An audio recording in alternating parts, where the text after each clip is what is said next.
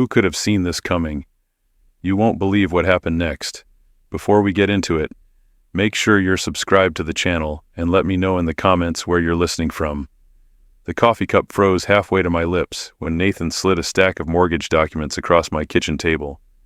$400,000. The number stared back at me like a punch to the gut. "Dad, you've saved enough," Nathan said, his tone cold and matter-of-fact. "It's time to help us." Claire didn't even glance up from her phone, swiping through photos of granite countertops and luxury bathrooms. "Look at this master suite, babe. 3 walk-in closets." She finally looked at me, her smile as sharp as broken glass. "Isn't it perfect for starting our family?" I set my coffee down with deliberate calm. "What exactly are you asking me to do?" "Cosign," Nathan said, tapping the papers with his finger. "Your credit score, our dream home, win-win." The audacity hit like a physical blow. I had raised this boy, taught him the value of honest work. Now here he was, in the same kitchen where I'd fed him countless meals on a mechanic's salary, demanding I gamble everything I'd saved. "You're 65, Dad. What do you even need all that money for?" Nathan's eyes slid away from mine, fixed on the papers. Claire leaned forward, her voice dripping with fake sweetness. "Family helps family, Martin. That's what grandparents do. They invest in their children's future." "Grandparents," I repeated slowly. "Well, eventually," she said, waving her hand like it was nothing. "Once we get settled in our new house, of course." I flipped through the application. Nathan earned a solid salary as an IT specialist. Claire worked part-time in a boutique, spending more than she made on clothes and spa days. Together, they made enough for a nice home, just not one like this. "You make $73,000 a year between you," I said, pointing to the income section. "This mortgage would be $4,200 a month. What bank approved this?" Nathan's Adam's apple bobbed. "Dad, don't get caught up in the details. Details matter." I slid the papers back. "The answer is no." Silence hung in the air like a taut wire. Claire dropped her phone onto the table. "Excuse me? Number I won't co-sign for a house you can't afford." Nathan's face flushed red. "Are you serious right now? After everything we've done?" "What have you done?" The words came sharper than I intended, but I was past caring. Claire stood so fast her chair scraped the floor. "We visit you. We include you in our lives. We actually care about having a relationship with you, unlike some people's kids. Visiting isn't currency, Claire. Oh, so now we know where we stand." Tears appeared in her eyes, the kind that could be turned on like a faucet. "I should have known you'd choose money over your own son's happiness." Nathan finally met my gaze, and what I saw tightened my chest. Resentment, entitlement. The boy who used to help me fix neighbors' leaky faucets for free was gone, replaced by a stranger who saw me as nothing but a walking bank account. "Dad, you owe us this," he said quietly. Those 5 words hit harder than a punch. "I owe you? For what sacrifices?" Claire snatched her purse, her movement sharp. "Come on, Nathan, we're wasting our time." He hesitated, looking between her and me. For a moment, I hoped some flicker of the sun I'd raised would show. Instead, he gathered the papers with shaking hands. "You'll regret this, Dad." Claire stopped at the door, her eyes full of venom. "Don't expect us to keep pretending we want you around when you clearly don't care about our future." The door slammed, rattling the windows. I sat there, staring at the empty spot where the papers had been. My coffee had gone cold, a thin skin forming on top. The house felt smaller, emptier. I hadn't lost my son to death or distance. I'd lost him to greed and entitlement. Slowly, I stood and walked to my study. Pulling a small notebook from the desk, I barely had it open before my phone rang. Nathan's name flashing on the screen. I let it go to voicemail. Seconds later, it rang again. By the 4th call, I picked up. "What, Nathan? What?" His voice cracked. "That's all you have to say? Do you have any idea what you just did?" I could hear Claire in the background hissing. "Tell him about the inspection deadline. Tell him we'll lose the house. Dad, we have 48 hours to secure financing or we lose our deposit, $25,000, because you're being selfish. I'm being realistic. Realistic? Nathan's laugh was bitter. You've got 6 figures in retirement accounts you'll never spend. We're talking about our future.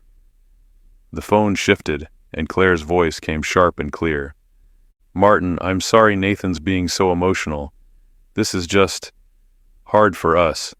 We've dreamed about this house for months, planned our future around it. Then you should have planned better. I don't understand why you hate me so much. Her tone cracked, the fake tears back. I love your son. I want to give him the life he deserves, on my dime. It's not like that, she rushed on. This is an investment in our family's future, your grandchildren's future. I wrote the time and date in my notebook, transcribing as they spoke. Grandchildren that don't exist yet. Nathan took the phone back. Dad, we'll pay you back, with interest. With what money? You can barely afford rent now. Our salaries will go up. Will they? Is that guaranteed? Silence. Then Claire snatched the phone. You know what, Martin? I'm done being nice. Nathan's too good to say this, but I'm not. You're a selfish old man who's going to die alone with all that money you're hoarding. Don't expect us to come running when you need us. The line went dead. I wrote down her exact words, then checked voicemail. 3 new messages, each more desperate than the last. I transcribed them all. A text from Nathan. Dad, please reconsider. This house means everything to us. 2 minutes later, I'll do anything, please. Then from Claire. Martin, I said things I didn't mean. I was upset. Can we start over? Nathan's crying. You're breaking your son's heart. Minutes later. Fine, be that way. But don't come crying to us when you realize what you've lost. I screenshotted each one, saving them to a folder labeled Evidence. The phone rang again. My sister Diane. Martin, what's going on? Nathan just called me sobbing, saying you refuse to help them buy a house. That's right. Well, why? They're young. They need a start. Did he tell you it's a $400,000 house? Pause. He said it was their dream home.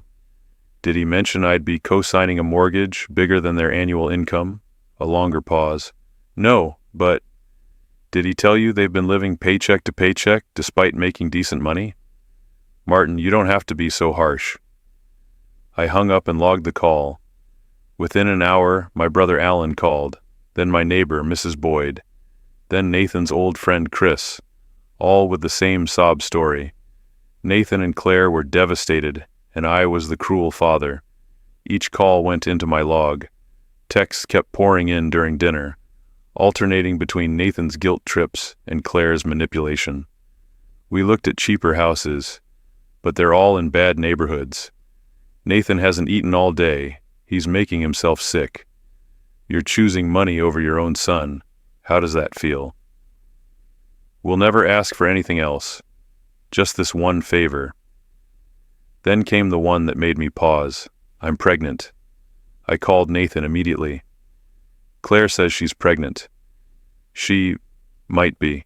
We haven't been to the doctor yet. Nathan, is she pregnant or not? It's complicated, Dad. No, it's simple. Yes or no. Click. He hung up. 30 seconds later, Claire texted, false alarm. Stress makes me late sometimes. I added that to the file, highlighted in red. By 10 p.m., I'd received 47 texts and 12 voicemails, each more desperate, accusatory, or manipulative than the last. They had called everyone in my contact list, painting me as a miserly old man who valued money over family. But in their desperation, they revealed who they really were, entitled, manipulative, dishonest. I turned off my phone, closed the notebook, and sat in silence. Tomorrow would bring more of the same, but tonight I needed sleep. Sleep never came. I lay in bed, staring at the ceiling, thinking about the boy Nathan used to be. The quiet house gave me space to trace the path from that eager kid to the stranger demanding my life savings. Nathan at 10, standing on a milk crate in my garage, tongue poking out in concentration as he learned to use a socket wrench. Dad, show me again how to tell if it's tight enough. His small hands, serious and careful, copying my every movement. Exactly, I'd said, proud of how quickly he was learning. Nathan at 18, graduation day, valedictorian of his high school class, full scholarship to the State University for Computer Science. I'd sat in that auditorium, my chest swelling as he gave his speech about hard work and perseverance. My father taught me that anything worth having is worth working for, he'd said, looking right at me. Nathan at 22, his first job interview. He'd called afterward, voice shaking with excitement. Dad, they offered me $55,000 to start. Can you believe it? I'm actually going to make more than you ever did. There was no arrogance, only joy and disbelief. Back then, he understood the value of a dollar earned. The change began. Slowly, after he met Claire at a work conference in Chicago. She was everything Nathan wasn't. Confident, flashy, demanding. Within months, he was driving a leased BMW he couldn't afford, wearing expensive suits, and eating at restaurants where the bill could cover my grocery budget for a month. Dad, you've got to live a little, he'd told me when I raised concerns. Life's too short to pinch pennies forever. But it wasn't living, it was performing. Claire had expensive tastes and expected Nathan to keep up. When his salary couldn't stretch to meet her standards, the requests began. Dad, I need help with rent this month, just $500. My car repair wiped out my budget. That was the first one. I gave it without hesitation, remembering my own tight months as a young man. Then came the BMW payment. Dad, can you spot me $800 until I get my Christmas bonus? Then the credit cards. Claire's having some medical issues. Insurance doesn't cover everything, just $2,000 to get us through. Each time I helped. Each time Nathan promised it was temporary. Each time Claire had a story. Unexpected expenses. His job not paying enough. Temporary setbacks that somehow turned into permanent patterns. I tried giving advice instead of money. Son, maybe you should find a cheaper apartment. Nathan's irritation was immediate. Dad, I don't need lectures. I need help.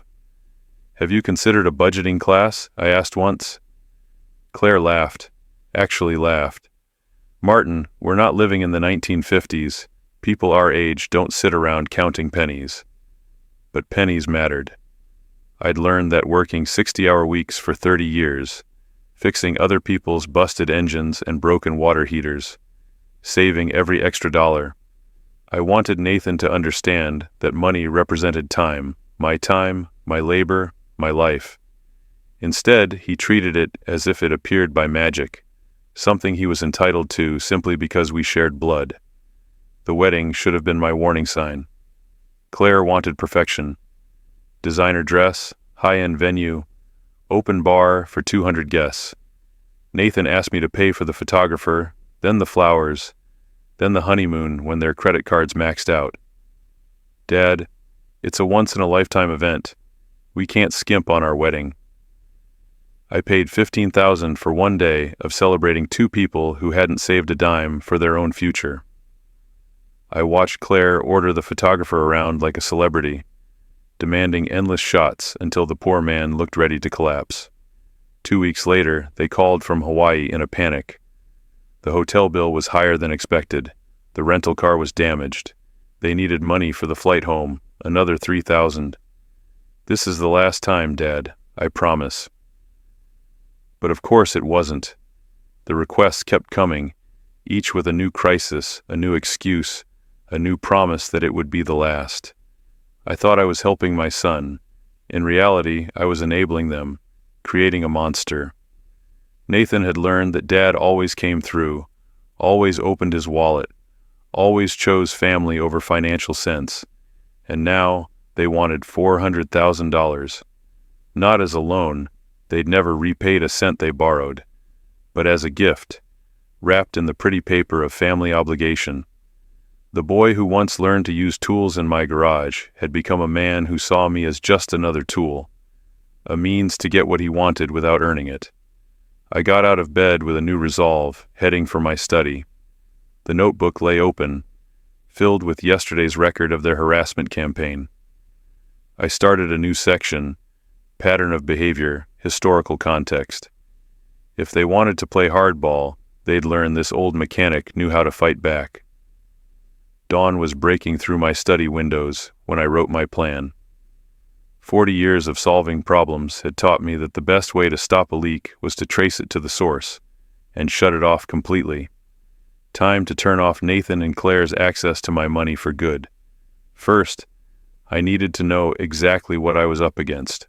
I called First National Bank, where Nathan had mentioned applying for the mortgage. "Hi, this is Martin Hale. My son Nathan applied for a home loan with you folks. As his potential co-signer, I'd like to understand the terms." The loan officer, Janet Hoffman, was polite but direct. "Mr. Hale, your son and daughter-in-law seem like lovely people, but this loan is aggressive given their debt-to-income ratio." "What kind of debt are we talking about?" I heard papers rustling. "Credit cards, about $47,000 in revolving debt between them. Car loans, student loans. Their monthly obligations are already at 38% of their gross income before adding this mortgage. $47,000 in credit card debt.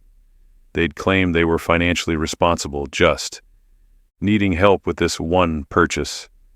I wrote down every detail Janet shared.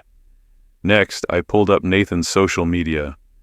It's amazing what people reveal when they think only friends are watching. Last month, photos from a weekend in Las Vegas.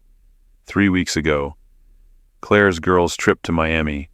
First-class flights, 5-star hotel rooms. 2 weeks ago, Nathan's new gaming setup. Easily $3,000 worth of equipment. Yet, according to them, they couldn't afford groceries without my help. I took screenshots, creating a timeline of expensive purchases versus their claims of hardship. The evidence was damning. 2 people living far beyond their means, using credit to maintain a lifestyle they couldn't afford, and expecting me to bankroll their next fantasy. At 10 a.m., I called Morrison & Associates, the law firm that had handled my estate planning. Elizabeth Morrison knew exactly what I had to protect. "Martin, good to hear from you. What can I do for you?" I laid out the situation, focusing on facts over emotions. Elizabeth listened without interrupting, asking a few clarifying questions about Nathan's demands and Claire's threats. "Let me make sure I understand," she said when I finished. "Your son and his wife want you to co-sign a $400,000 mortgage, despite their existing debt and inability to afford the payments alone." "That's correct. And when you refused, they began a campaign of harassment and manipulation, claiming you owe them this assistance." "Right. Then you need to document everything: calls, texts, conversations. If this escalates legally, proof will be your best defense." "Already started." I flipped through my notebook. "I've got transcriptions, screenshots, and a record of everyone they've contacted to pressure me." "Excellent. Here's what you need to know. Oral promises mean nothing without proof. Children have no legal claim to their parents' money, and co-signing a loan makes you fully responsible for the debt if they default. The most important thing is to get them to admit their true motives on record. If they frame this as family obligation instead of business, let them. If they threaten to cut contact unless you pay, document it." "How do I get them on record?" "Minnesota is a one-party consent state. As long as you're in the conversation, you can record it without telling them." I downloaded a recording app. Nathan called at noon, right on schedule. "Dad, I've been thinking about yesterday. I was upset. Said some things wrong. I hit record." "What things?" "Well, when I said you owed us, that came out wrong. I meant family helps family, you know. So, you don't think I owe you anything?" I stayed quiet. "Well, Dad, you've got all this money just sitting there. We're your only family. Who else is it going to go to? Maybe charity?" Sharp intake of breath. "Charity? You'd give our inheritance to strangers?" Your inheritance. I kept my voice calm. Nathan, I'm very much alive. That's not what I meant. Claire's voice cut in from the background, sharp, impatient. Tell him about the house. Claire's voice pushed through the phone, sharp and impatient. We need an answer today. Dad, we need to know by 5 o'clock. The sellers won't wait. Then you should find financing you can actually afford. We can afford it, Nathan shot back. We just need you to co-sign because my credit score took a hit when Claire was out of work last year. When was she out of work? A pause. It was a few months. Look, that's not the point. What is the point, Nathan? The point is, parents help their children. That's what families do, even if it means risking a little financial security. By risking my financial security, you mean? You won't be risking anything? No, Dad. We'll make every payment. With what money? Janet Hoffman at the bank says you're already carrying $47,000 in credit card debt. Dead silence. Then Claire's voice came through clearer now, dripping with contempt. He called the bank. I told you he would. Dad, you're investigating us? Your own son? I'm protecting myself from a bad financial decision. This is unbelievable. I'm your son. Yes, you are, and I raised you better than this. Nathan hung up. I stopped the recording and saved it to my evidence file, labeling it. Nathan admits expectation of inheritance. Confirms credit issues. Minutes later, my phone buzzed with a text from Claire. We know what you're doing, Martin. You won't get away with this. Screenshot. Saved. I typed back, get away with what? Protecting my retirement savings? Her reply came instantly, stealing our future. Nathan deserves that money more than some random charity. Screenshot. Another piece of proof showing their real motivation. By evening, I had 18 recorded conversations, 43 text messages, and a complete financial profile of Nathan and Claire.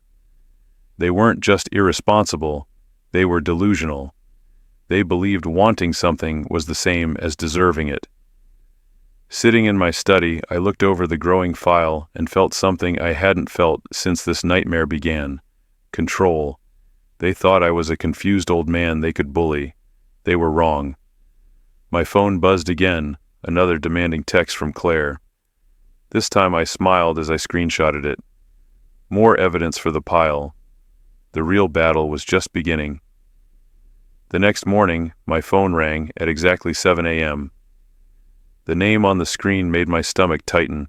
Margaret. My sister never called this early unless it was serious. Martin, I hope I'm not waking you.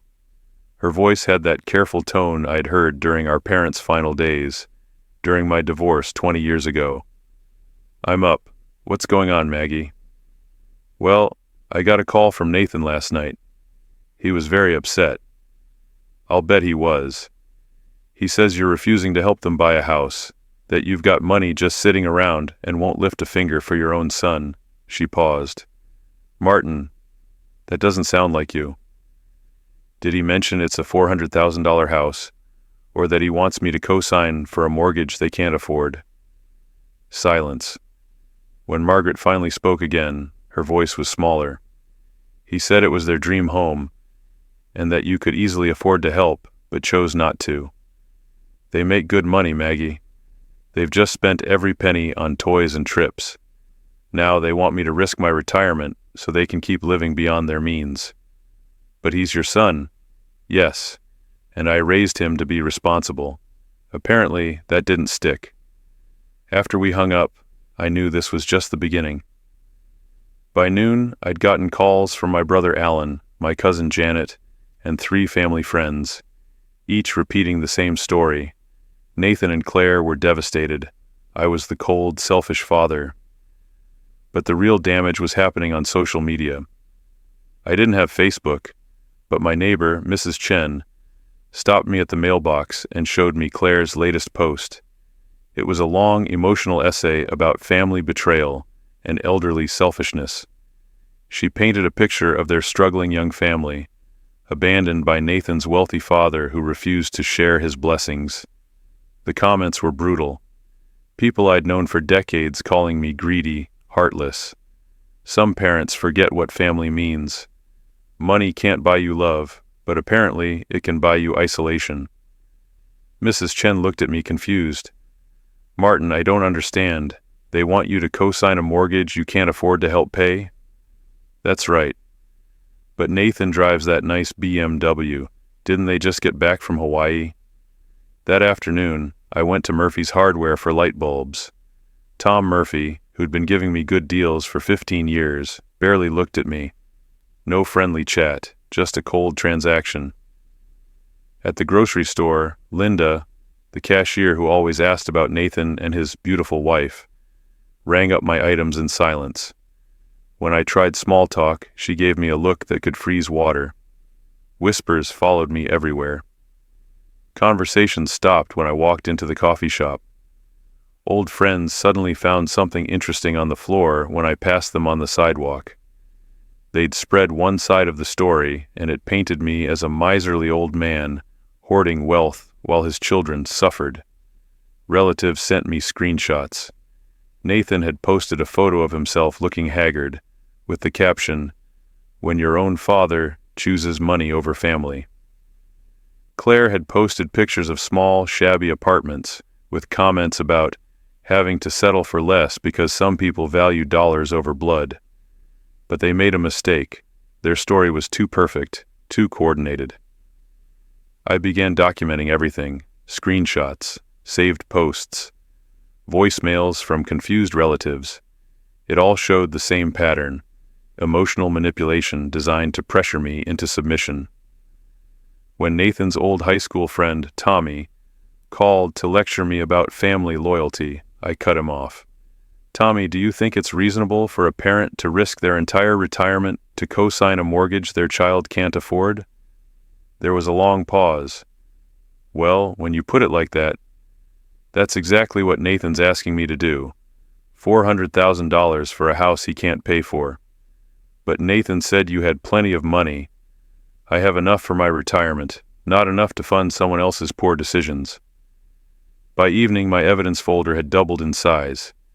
Every post, every guilt trip, every photo, it all pointed to the same calculated emotional warfare.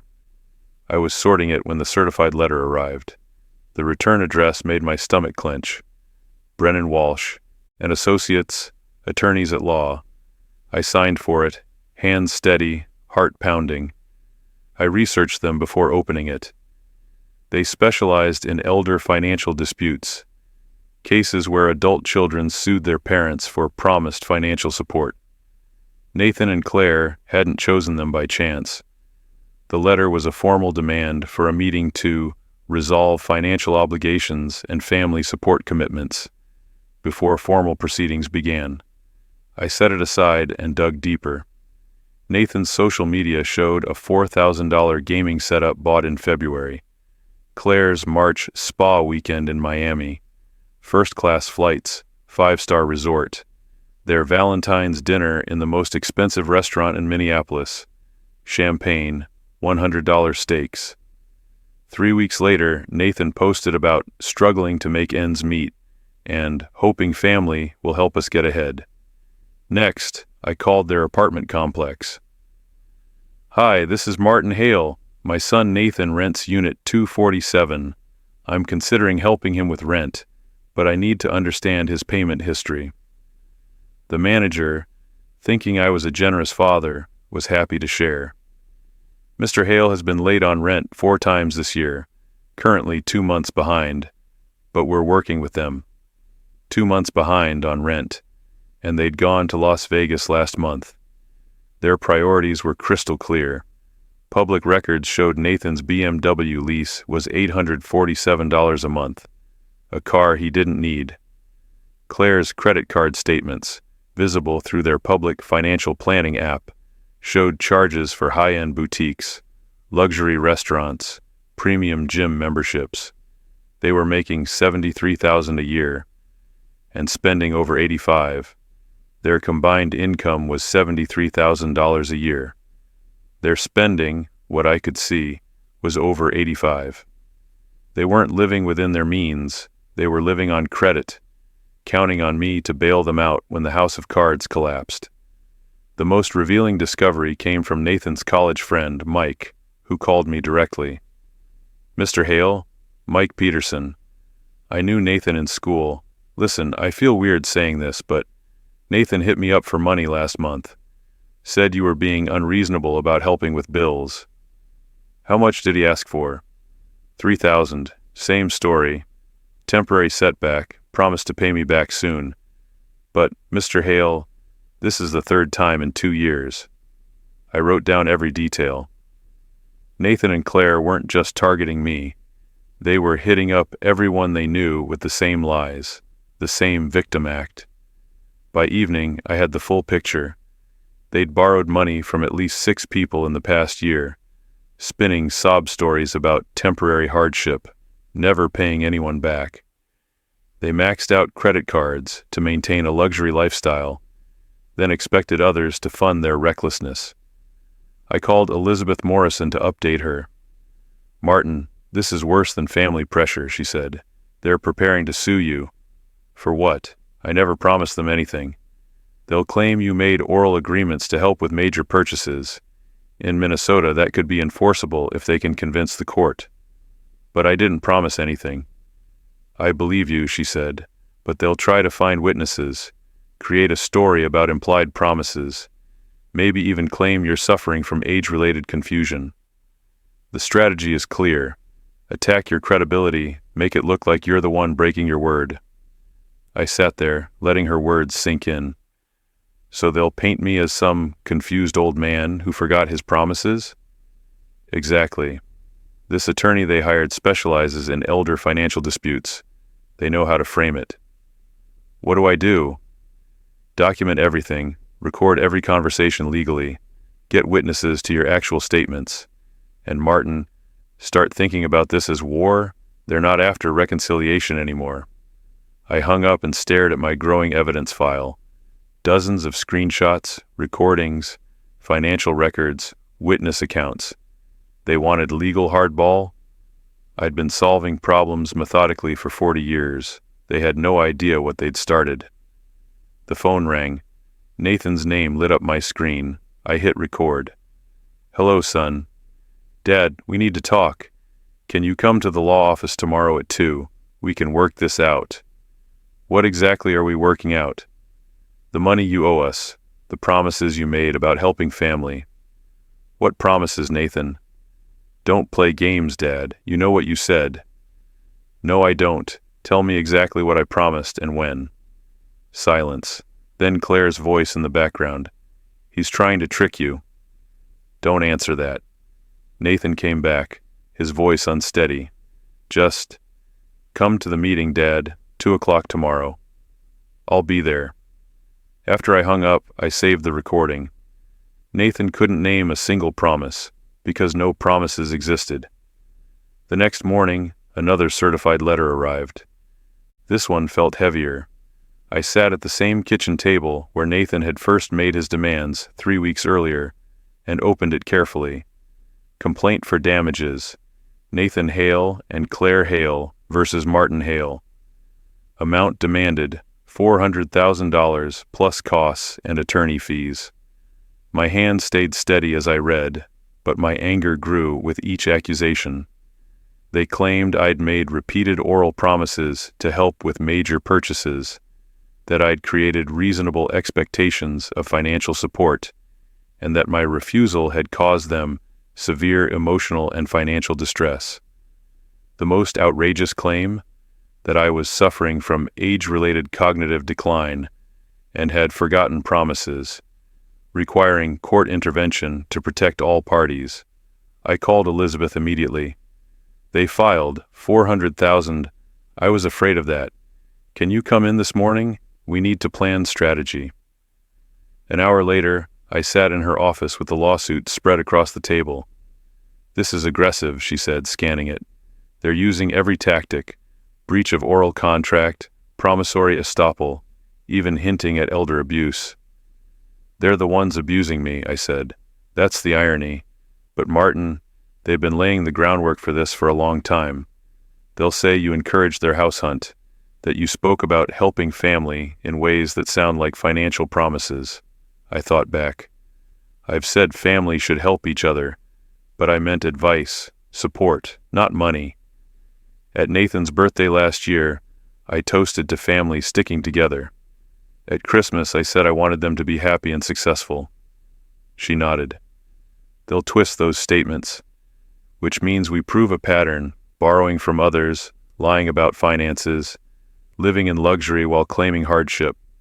Your documentation becomes our defense. We spent 2 hours building the plan. Counterclaims for defamation, harassment, abuse of process, discovery requests for all their financial records, social media, and correspondence with other people they'd borrowed from. This will get ugly, Elizabeth said. They're betting you'll settle. I'm not settling. I want everyone to see the truth. Then we fight full force, public filings, character witnesses, financial analysis, the works. I signed the paperwork to respond and countersue. My legal fees would be steep, but my integrity wasn't for sale. Leaving her office, I drove straight to Murphy's Diner. Time to face the community with my head high. Sarah, the waitress who'd been cold toward me lately, hesitated when she saw me. Coffee, Martin? Please, and could I show you something? I pulled out copies of Nathan's own posts, the Vegas trip, the gaming setup, the expensive dinners, side by side with his claims of poverty. Her eyes widened. He posted about struggling to pay rent the same week he was in Vegas? That's right. And here's his apartment manager's note, 2 months behind on rent. Her face hardened. Martin, I owe you an apology. When Claire came in crying about how you wouldn't help family, I felt awful for her. But this, she shook her head, this is different. In a small town, truth moves fast once it's out. By afternoon, I'd shown the same evidence to Tom Murphy at the hardware store, Father McKenna at St. Mary's, and Helen at the library. Each conversation was calm, factual, and devastating to Nathan and Claire's story. I'm not gossiping, I told each of them. I just thought you should see the actual facts. The beauty of truth is its consistency. Nathan and Claire's story might have been dripping with emotion, but it collapsed the moment anyone looked too closely. My evidence told a steady, documented story that lined up perfectly with what people were starting to notice on their own. Mrs. Chen caught me at the mailbox that evening. Martin, I've been thinking about what you said. Nathan drives a nicer car than my husband, and we're both still working. How exactly are they struggling? That's a good question, Dorothy. Maybe you should ask Claire the next time she posts about their poverty on Facebook.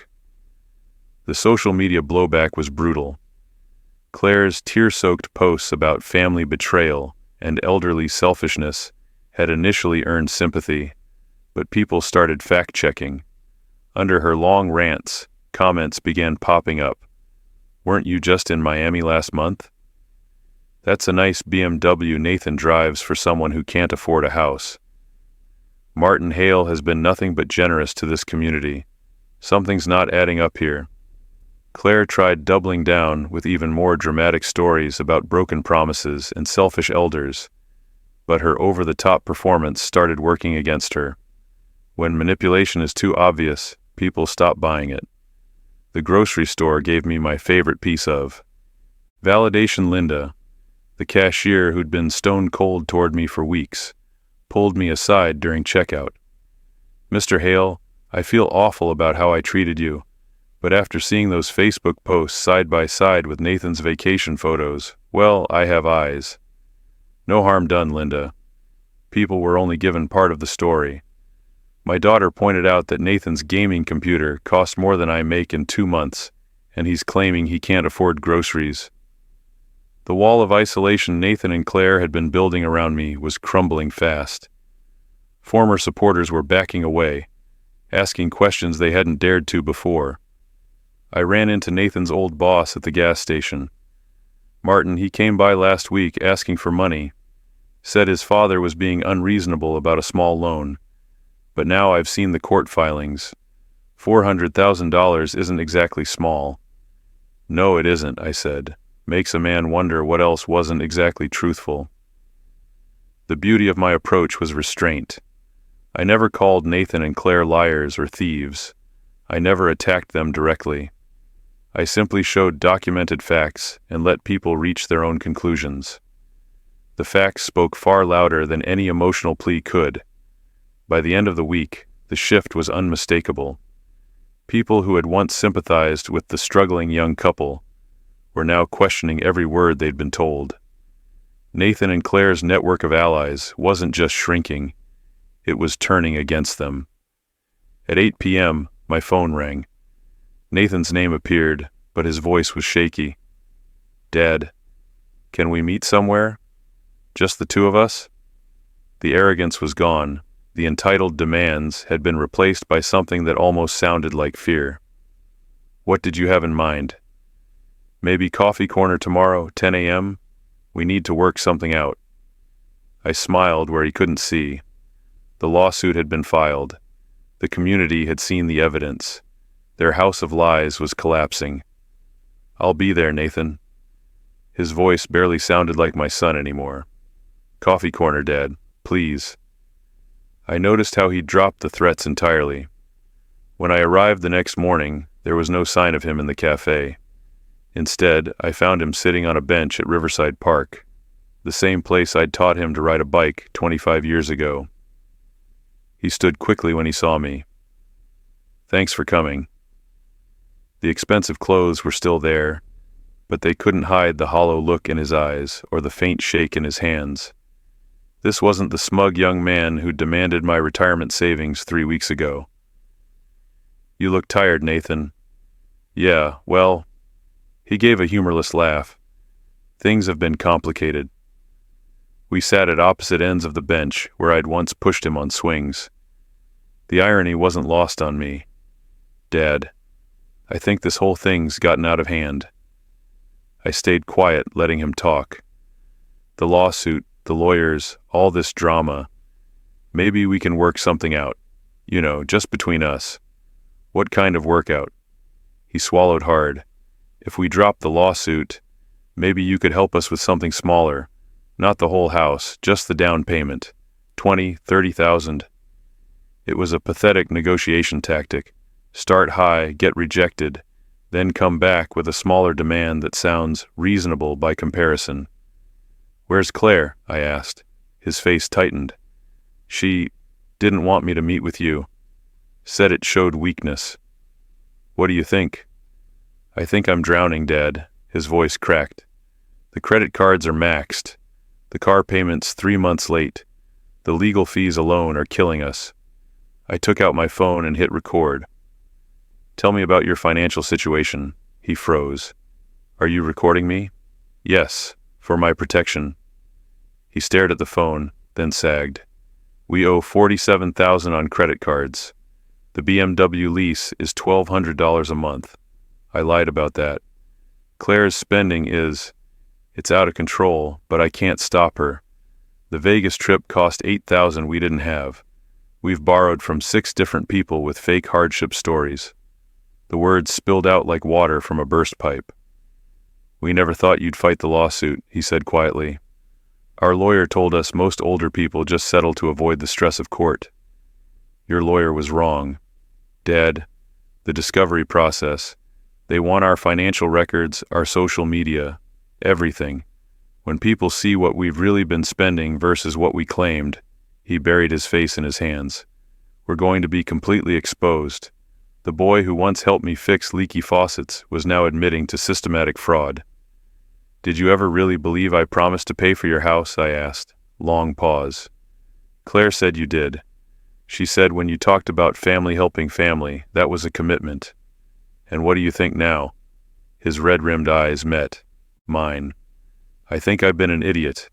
I think I let my wife talk me into destroying my relationship with my father over money we never deserved. A month ago, those words might have moved me. Now, they just sounded like another manipulation attempt. What do you want from me, Nathan?" "I want to take it all back. The lawsuit, the things we said about you. Can we just forget it ever happened?" I stood. "No, Nathan, we can't. You accused me in court documents of cognitive decline, breach of contract, and elder abuse. You tried to take my retirement through fraud." His face crumpled. I was desperate. So was I, desperate to understand how I raised a son who could do this to his father. I walked away, leaving him on the bench where I'd once taught him honesty, hard work, and respect, lessons he'd clearly forgotten. Driving home, I felt no victory, only a deep emptiness. The man in the park barely resembled the boy I'd raised, but it wasn't my job to shield him from the consequences he'd earned. When I turned into my driveway, I saw a familiar car parked across the street. Claire sat behind the wheel, watching my house with the focus of a predator. Our eyes met through her windshield, and the hatred there was sharp and unblinking. I went inside and immediately called Elizabeth Morrison to report the surveillance. 2 days later, the court notice arrived. The hearing was set for Thursday morning, with Judge Patricia Henley presiding. I spent Monday going through my evidence one last time. Every screenshot, every recording, every bank statement was labeled, indexed, and ready to go. Elizabeth had looked at my files in astonishment. "Martin, in 30 years of practice, I've never seen a defendant better prepared. They walked straight into a trap of their own making." Thursday morning was gray and cold, matching the weight of what lay ahead. I wore my best suit, the same one I'd worn to Nathan's college graduation, and arrived at the courthouse a half hour early. Nathan and Claire were already there, huddled with their attorney near the metal detectors. Claire wore an expensive black dress that probably cost more than a month's salary for some people. Nathan's suit looked freshly tailored. They were still trying to project the image of successful young professionals, even as their finances collapsed. Their lawyer, James Brennan, was the picture of slick confidence, perfectly styled hair, expensive briefcase. He'd built a career getting elderly parents to settle these kinds of disputes quietly, banking on shame and fear. He was about to learn that not all parents are easy marks. Mr. Hale, Judge Henley's voice cut through the courtroom as she called us to order with crisp authority. She was known for having no patience for frivolous lawsuits. Brennan stood to present his case. His voice was smooth, practiced, designed to make my son and daughter-in-law sound like victims of my broken promises. "Your Honor, my clients have documented evidence of repeated verbal commitments from the defendant to assist with major family purchases. Mr. Nathan Hale will testify that his father explicitly promised to help with their first home purchase, creating reasonable expectations of support." Nathan took the stand. His voice wavered as he described conversations that had never happened. Supposed commitments at family dinners, birthdays, and holidays, where I had guaranteed their dream home. It was fiction from start to finish, and I saw the judge's eyebrows draw together as he stumbled over details. Claire's performance was even worse. She dabbed her eyes and spoke of broken dreams and elderly betrayal, claiming I'd encouraged them to look at expensive houses because I'd promised to buy one. "Mr. Hale told us more than once that family takes care of family," she sniffed. "He said our happiness was his priority, that he had more money than he could ever spend." The judge stayed neutral, but I saw her jotting notes during Claire's most dramatic moments. Then it was Elizabeth's turn. "Your Honor, the defense has prepared a comprehensive response to these allegations, supported by extensive documentation." I took the stand and told my side without theatrics, just facts, dates, and the truth. Elizabeth walked the judge through our evidence step by step.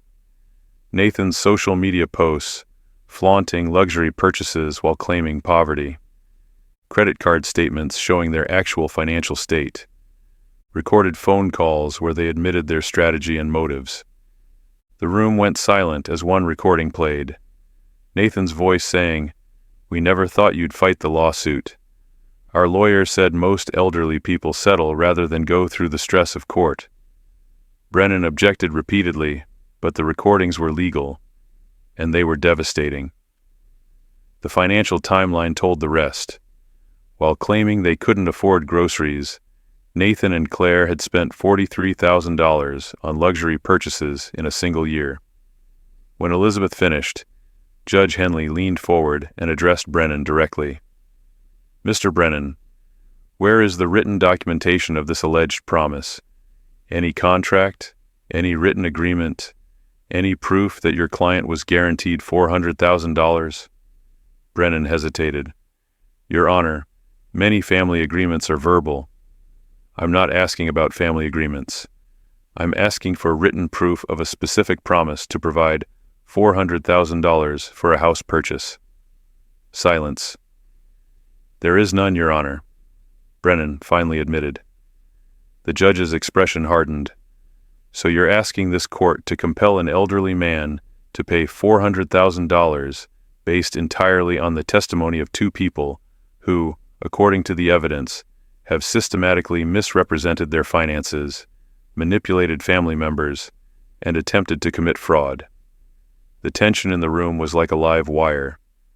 Nathan and Claire froze in their seats. "Your Honor," Brennan began, "I request a brief recess to—" "Granted, 15 minutes. As the judge left, Elizabeth leaned toward me. "We've won, Martin, completely." But I wasn't watching my lawyer. I was watching my son fall apart in real time as the weight of the situation hit him. When court resumed, Judge Henley's voice was ice. "I've reviewed all evidence presented in this case. The court finds the plaintiff's claims not only without merit, but actively fraudulent." Nathan went pale. Claire gripped the table so tightly her knuckles whitened. "The evidence demonstrates a consistent pattern of financial manipulation, deliberate misrepresentation, and attempted fraud. The plaintiffs have provided no credible evidence, written or verbal, of any promise to provide $400,000.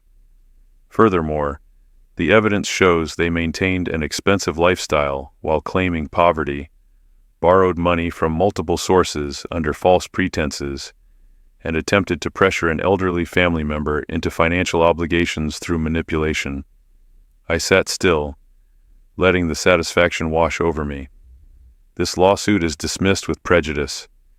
The defendant's counterclaims for defamation, harassment, and abuse of process are granted in full. Brennan tried to speak. "Your Honor, if we could—" "I'm not finished, Counselor." Her tone was sharp enough to cut glass.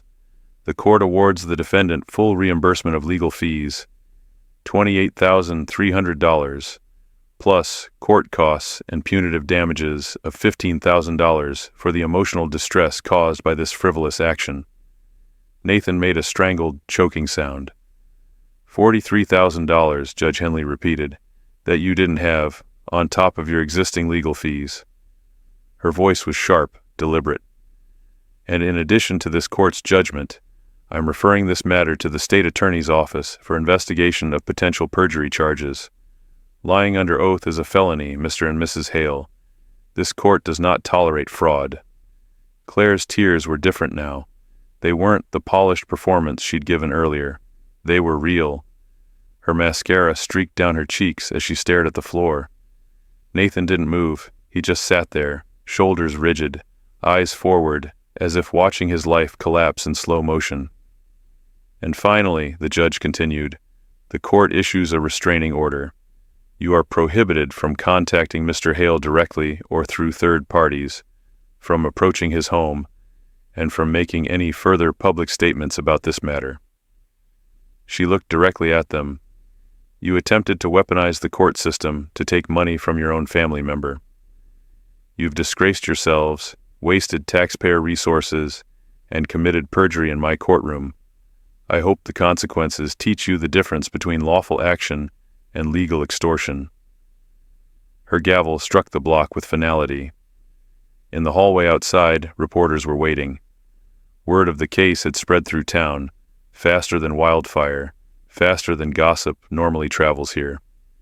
Nathan and Claire kept their heads down, moving quickly toward the exit, but people I knew stopped me almost immediately.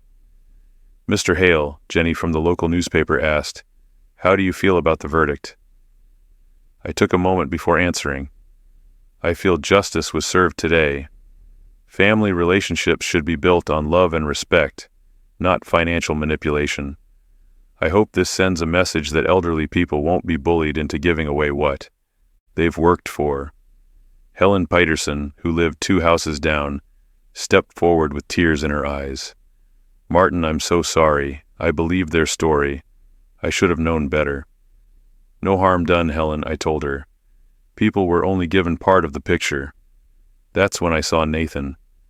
He had appeared just a few feet away, his face raw and desperate. Dad, please, he said, can we talk? I know I made mistakes. I looked at him, the man wearing my son's face, but the only thing I felt was tired sadness. You heard the judge, Nathan. There's a restraining order. Don't violate it.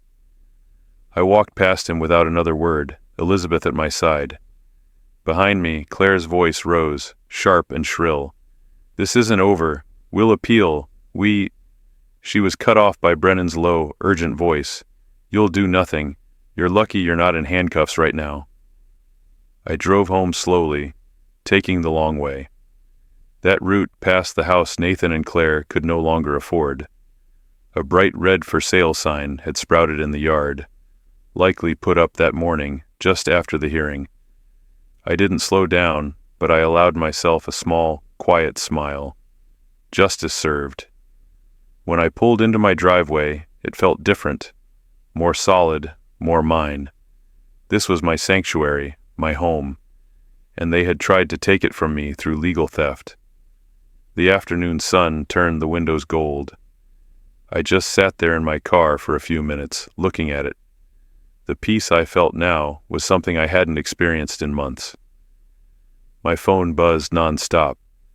Word of the courtroom victory had spread through our little town faster than any local news in recent memory.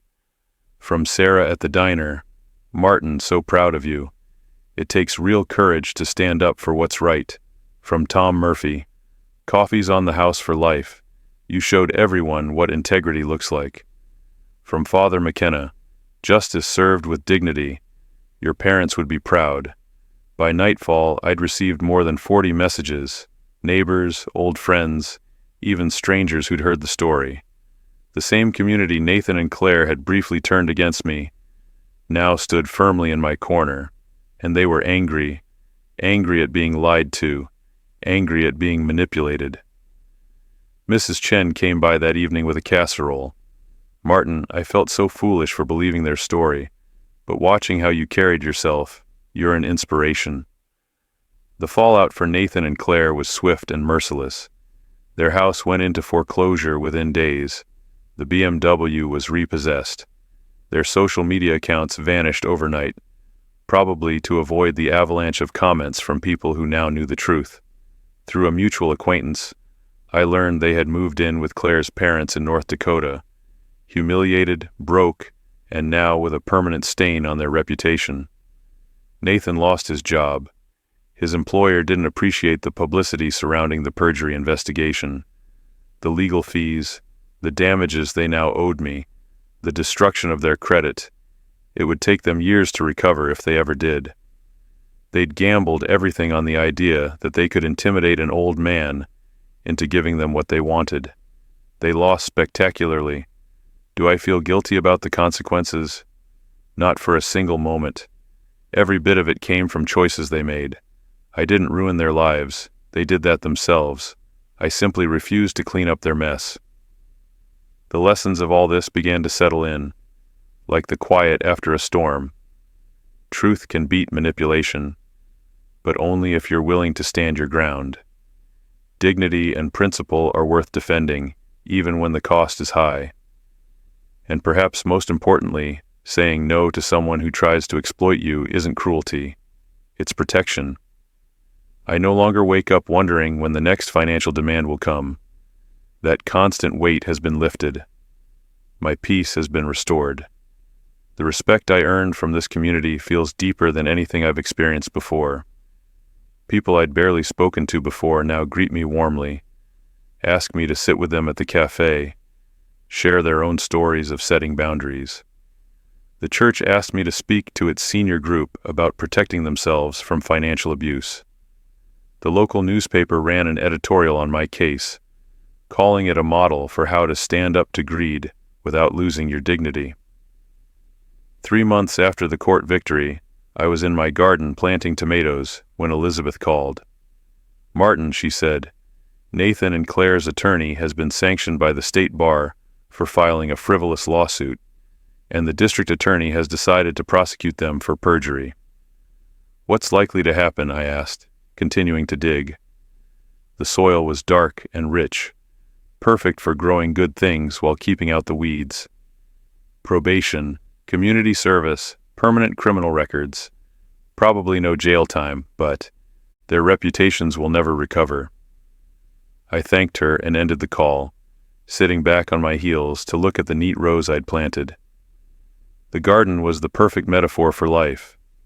You nurture what's good, pull out what's harmful, and trust that with patience and care, good things will grow. Nathan had been like a weed, something that drained resources and choked the healthy things around it. Removing him had been painful, but necessary. My phone rang again. Another friend inviting me to dinner. Another reminder that I was part of a strong community. I was finally free to be the man I'd always been. Honest, hard-working, generous to those who deserved it, and unwilling to reward greed or manipulation. As the sun dipped below the horizon, painting my garden in gold, I thought about tomorrow's work. I'd plant the second row of vegetables, water the flowers, and keep building this peaceful, honest life I'd earned. Justice served, family protected, truth victorious. Sometimes the hardest battles are with the people you thought you could trust most, and sometimes those battles are exactly what's needed to protect everything that matters. I was at peace. If you appreciated this story, make sure to like this video so more people can find it. Subscribe to the channel, and share your thoughts in the comments below. I read every single one. To hear the next story, click on the box on the left.